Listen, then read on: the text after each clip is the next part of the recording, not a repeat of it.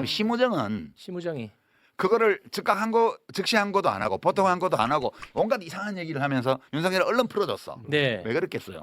자기 연루돼 빨리 있으니까. 가서 증거인멸하라는 거지. 그동안에 지기현, 심우정, 최상모, 윤석열 그리고 국민의힘 의원들 이 사람들 때문에 진짜 스트레스가 진짜 너무 극심해지고 있습니다. 그럴 것 같아서 내가 벌써 석 달 전에 처음 이 계엄령 나고 나서 나왔을 때 그 얘기 했잖아요. 이게 다 우리가 처음 겪는 일이라고. 맞습니다. 우리는 현대사에서 이승만 대통령이 사실상 쿠데타 비슷한 행위는 여러 번 했지만 그걸 제외하더라도 그 반정 쿠데타 그러니까 5.16하고 5.18 이 두 번의 반정 쿠데타를 군부 쿠데타를 겪었고요. 네. 그리고 10월 유신이라는 1972년도에 박정희의 친위 쿠데타도 겪었어요. 그러니까 두 번의 성공한 반정 쿠데타와 성공한 친위 쿠데타를 견디면서 이만큼 온 국민이잖아요. 아, 네. 위대하다. 이번에는 현직 대통령의 실패한 친위 쿠데타를 지금 겪고 있는 거예요. 그러니까 이게 우리 현대사에서 실패한 친위 쿠데타 처음이거든요. 아.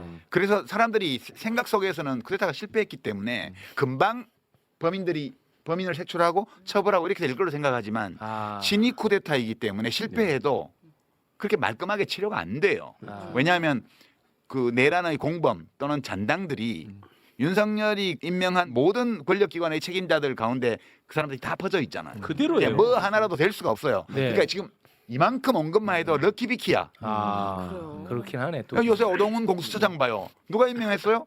윤석열이 윤석열이. 임명했어. 근데 결국은 윤석열을 잡아들였잖아요. 네. 풀어준 건 지기현 판사하고 그 두 사람의 배석 심우정이. 판사하고 심우정 검찰총장이 풀어줬죠. 네. 합법적으로 탈옥을 시켰지만 어쨌든 이 윤석열이 장악하고 있던 모든 권력기관들이 다 잔당이나 공범은 또 아니잖아. 이것만 해도 럭키비키야. 우리의 마음가짐에 좀 문제가 있었네. 아 그래요? 저는 좀 럭키비키까지 마음이 안 가는 게 박근혜 탄핵 때는 저렇게 무능하고 나쁜 사람들 처벌해야지 이런 생각이었다면 윤석열 탄핵은 이거 안 되면 나라가 망할 것 같은데라는 위기감이 이 차원이 다른 느낌이에요. 그렇죠. 뭔가 박근혜 때는 시스템으로 뭔가 나라가 돌아가는 느낌인데 지금은 아예 다 붕괴되어 있는 느낌이에요. 아니 박근혜 대통령은 하면 안 되는 일을 몰래 혼자 하다가 최순실하고 걸려가지고 그렇게 된 거니까 이건 다르죠. 그죠, 거기는 그죠. 공범이나 잔당이 있는 게 아니잖아요. 근데 이거는 국가기관, 군, 경찰, 뭐 그러네. 행정부, 내각을 다 동원해서 그 야당이 장악하고 있는 국회를 때려부시기 위한 쿠데타를 했다가 실패한 거기 때문에 네.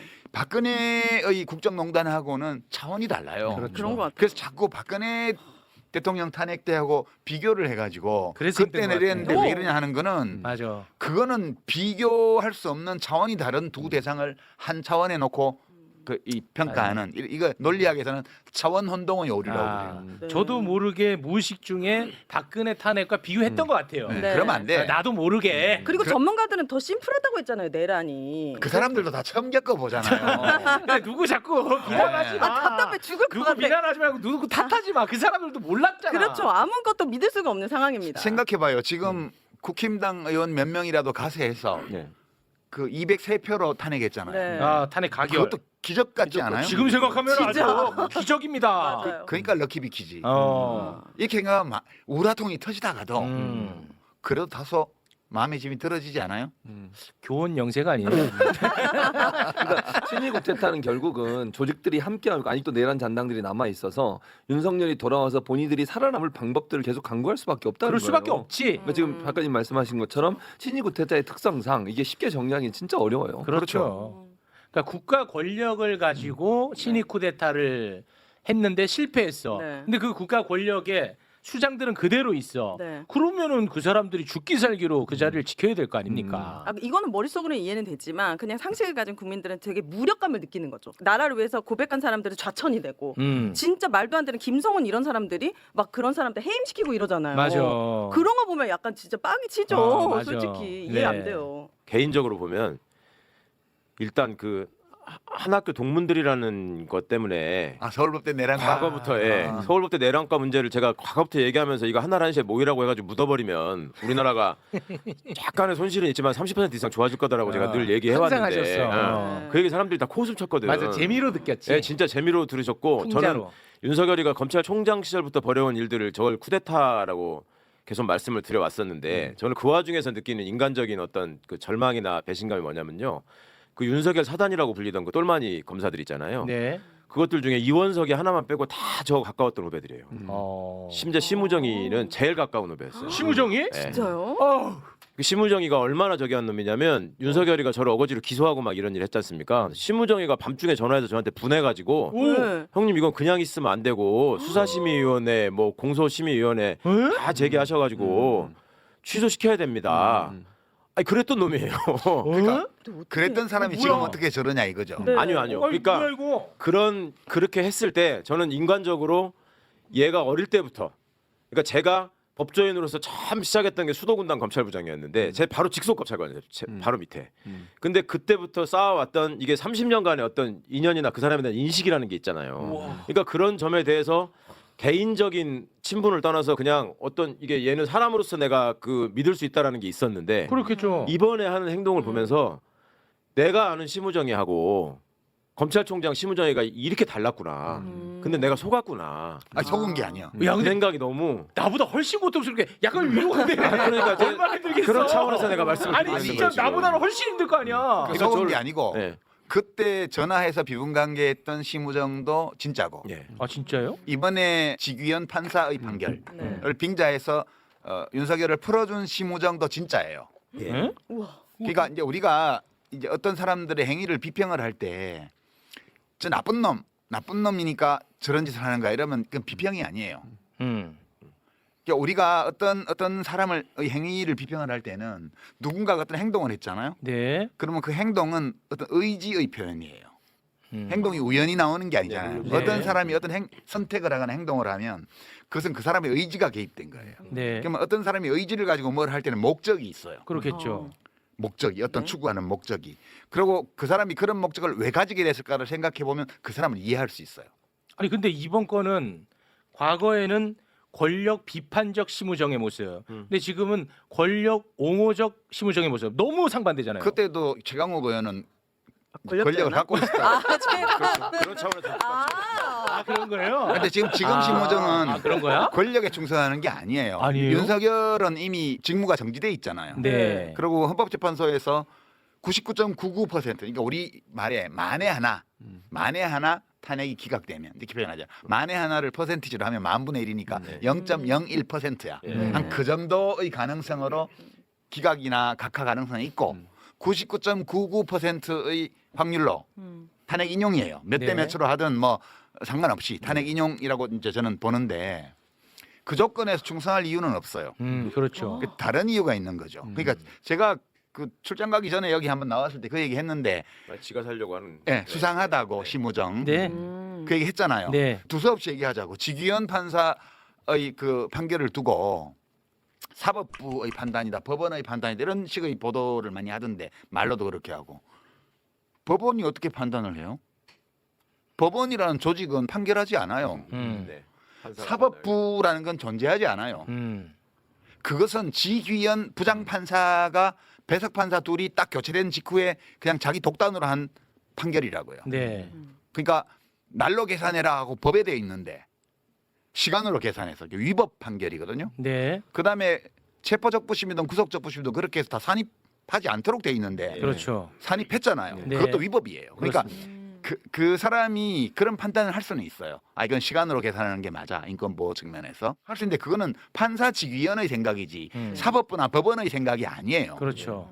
그러니까 어떤 특정한 판사 한 사람이 그 동기를 우리가 다 할 수는 없지만 어떤 이유 때문에 윤석열을 구속 기간이 지나서 기소되었다라고 판단함으로써 풀어주려고 한 거잖아요. 그렇죠. 직위원 판사가 왜 그랬냐 상관없이 이 사람은 위법 판결을 했어요. 그러니까 우리가 이 사건에서 어떤 질문을 떠올리게 되냐 하면 위법 판결을 하는 판사를 어떻게 하지? 어떻게 해요? 라는 질문이 올라와요 바로. 근데 그 사람이 지금 내란 사건의 재판장이야 또. 네. 아, 또 맞아요. 1심 재판. 그러니까 구속 기간 계산과 관련해서 위법 판결을 한 판사가 계속 관련자들의 사건을 재판하고 있는데 이거를 어떻게 하지를 못해. 어떻게 못해? 아, 못해요. 이게 진짜 웃기는 거예요. 이게 이거를 문제를 삼아서 판사를 탄핵하잖아요. 그럼 또 헌법재판소로 가요.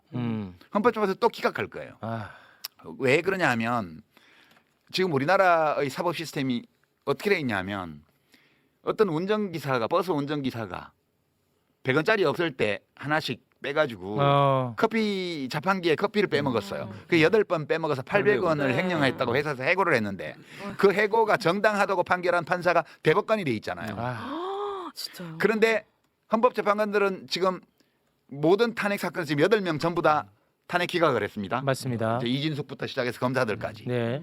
근데 어떤 건 전원일치 기각, 어떤 건 4대4 기각 뭐 이렇게 돼 있는데 고위급 공직자에게 민간 버스 회사의 운전기사보다 더 느슨한 기준을 적용하는 거예요. 이게 말이 되냐고. 말이 되냐고 이게. 그러니까. 이게 우리가 이런 나라에 살고 있는 거예요. 이걸 지금 보고 있는 거예요. 우리가. 아. 근데 지기현 판사가 위법 판결을 한 판사인데 이 위법 판결을 한 판사가 그 위법 판결을 한 그 사건과 관련되어 있는 내란 주요 임무 종사자들의 재판을 그냥 담당하고 있어요. 그러니까 이제 이게 우리 사는 세상이에요. 이 지금 미칠 노릇이야 그게. 심우정은 심우정이. 그거를 즉각 한거 즉시 한거도 안 하고 보통 한거도 안 하고 온갖 이상한 얘기를 하면서 윤석열을 얼른 풀어줬어. 네. 왜 그렇겠어요? 자기 연루돼 빨리 있으니까. 가서 증거인멸하라는 거지.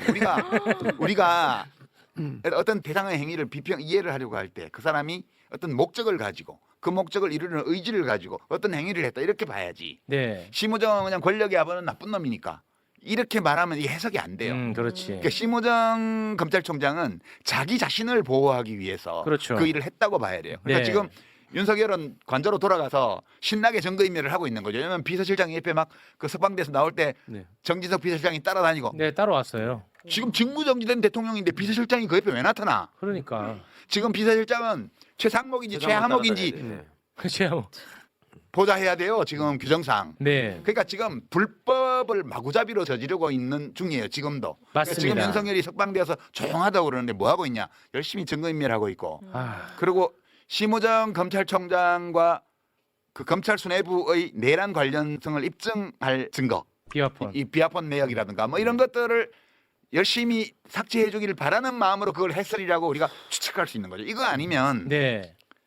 검찰총장이 직접 지휘를 해서 석방 지휘를 한 이 행위를 우리가 해석하는 게 불가능해요. 그러니까 유일하게 그 행위를 해석할 수 있는 가설이 네.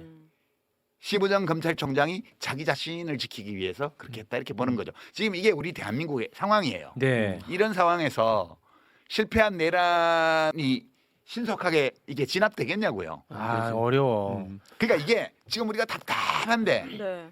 이 무력감을 느끼잖아요. 맞아요. 저 지기현 판사가 계속 재판을 하고 있고 저 지질스한 검찰총장이 멀쩡히 나와가지고 돌아다니고 업무 수행을 하고 있고 내란 속의 피의자는 집에 들어앉아서 뭘 하는지 아무도 모르고 헌법재판소는 말이 없고 네. 이게 지금 우리가 겪는 상황이에요.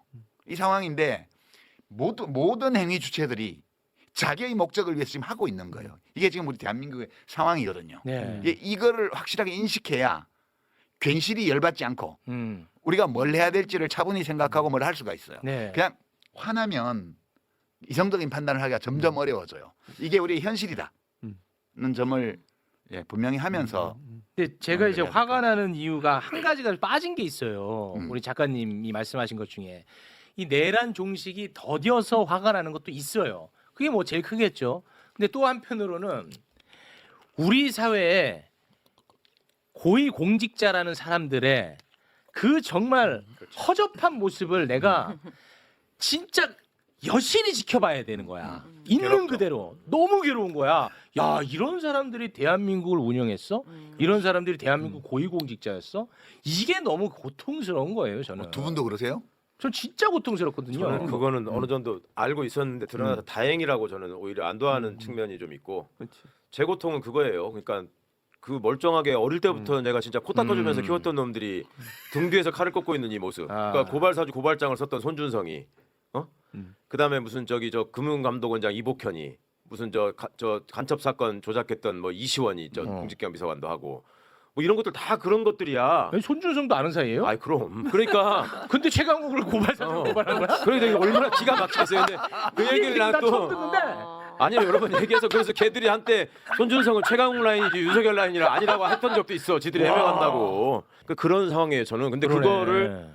그거를 또 제가 또 이뻐하는 후배라고 또 집에까지 다 데리고 가가지고 고기 구워 먹이면서 우리 애들이나 뭐 집사람도 다 알고 아이고. 당신 후배들은 참 착해 당신이 부르면 그렇게 찍소리 못하고 따라오는 거 보면 뭐 이런 아이고, 것들이 진짜로. 싹 다 저거야. 그러니 와. 근데 인간적인 회의감을 느낀다니까요. 그러네. 저보다 더하네. 크게 위로됩니다. 자기는 매불쇼에서 김웅한테 한 번 당하고 마시겠잖아. 나는 크게 위로됩니다. 아니 일상이야 일상. 아, 지금. 위로됩니다 이거. 아니 그럼 제가 궁금한 게 이런 뭐 최고 엘리트들이 뭐 공동체 의식이나 이타심까지는 바라지 않지만 최소한의 없어. 양심이나 염치, 없어. 부끄러움을 왜 이렇게 모르는 거야? 없어. 그러니까 그러니까 이유가 자기 뭐예요? 이익을 위해서 막무가내로 나가는 것까지야 내가 뭐 동의는 안 하지만 이해할 수 있다고 했죠. 그런데 몰래 뭐 하거나 이런 게 없어요. 최상목이 봐요. 자기는 위헌 판결 난 것도 안 따라. 그런데 거부권 행사할 땐 꼬박꼬박 얘기하는 게 위헌의 소지가 있어서 거부권 행사한대. 아니 헌재 결정이 나오면 승복해달라고 국민한테 호소한대. 못다 내고 니나 해 니나. 위헌 판결 난 것도 안 따라. 그런데 거부권 행사할 땐 꼬박꼬박 얘기하는 게 위헌의 소지가 있어서 거부권 행사한대. 아니 헌재 결정이 나오면 승복해달라고 국민한테 호소한대. 못다 내고 니나 해 니나. 화내지 말라며. 그러니까 국민을 개 돼지 바보로 보는 아니, 거예요. 그러니까 최소한의 염치가 없는 모습에 그렇게 괴롭다. 아니라니까. 최상목도 그렇게 하지 않으면 안 되는 이유가 불가피한 사유가 있는 거야. 이게 지금 제가 볼 때는 다 내란 공범 잔당들이에요. 아, 그렇죠. 그 증거를 다 인멸해야 자기가 살 수 있어요. 그렇죠. 그 시간이 필요해. 그러니까 너무 뻔뻔하게 헌재 결정이 나오면 모두 다 승복해달라고 국민들께 절박하게 호소드린다 이렇게 얘기하면서 지는 안 지켜. 네. 안 지켜. 근데 그걸 화가 나는 게 아니라 내가 소리를 지르는 거는 화를 내는 게 아니고 웃기는 거야 한마디로. 웃겨서 그냥 웃겨서 혼내는 거야. 아, 혼내는 거야. 그러니까 그 사람이 바보가 아닌데 자기가 하는 언행이 앞뒤가 맞지 않다는 걸 본인이 모르겠냐고요. 알겠죠. 근데 그 본인은 얼마나 괴롭겠어. 이게 인지 부조화라는 건데 내가 옳지 않은 논리적으로 앞뒤가 안 맞는 짓을 하고 있어. 근데 내가 살기 위해서는 어쩔 수 없이 이걸 해야 돼. 라고 생각할 때 그 생기는 인지 부조화와 그로 인한 심적인 갈등 있죠. 없어 보이던데 엄청 신나가지고 막 여기저기 박수 쳐주니까 그러니까. 막 대통령 놀이하고 아니, 있고. 나는 뭐냐면 이 어우. 교활함에도 최소한의 성의가 있어야 된다. 그런데 최소한의 성의도 없는 거야. 내가 볼 때는 최상목 같은 애들은.